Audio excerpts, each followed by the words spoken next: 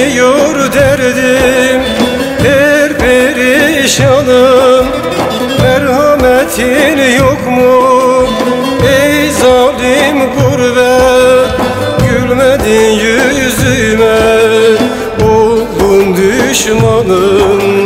Merhametin yok mu ey zalim gurbet? Gülmedin yüzüme oldum düşmanım.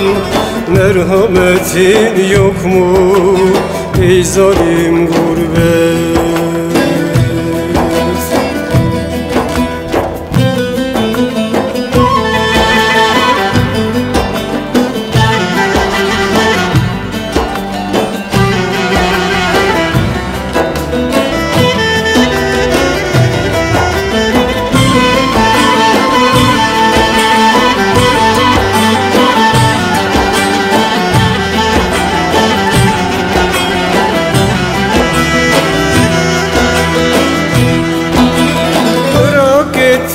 Benim yerim yurdumu, meydan sana kaldı.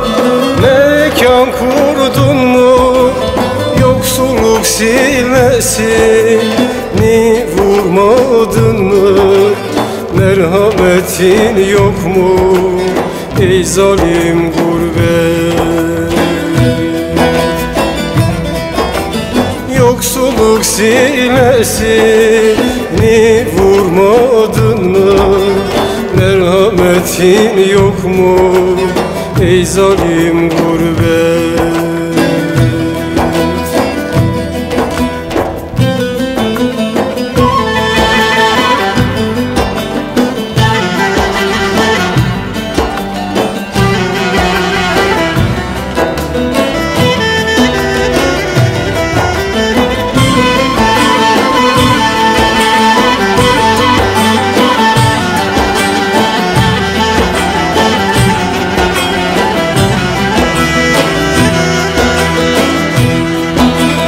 Sensin diyarıma gelip gitmeyen, sıra hasretine mahrum bırakan.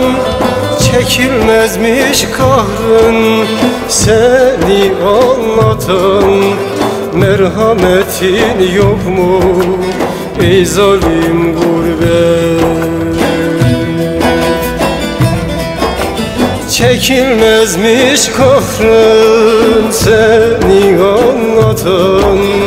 Merhametin yok mu ey zalim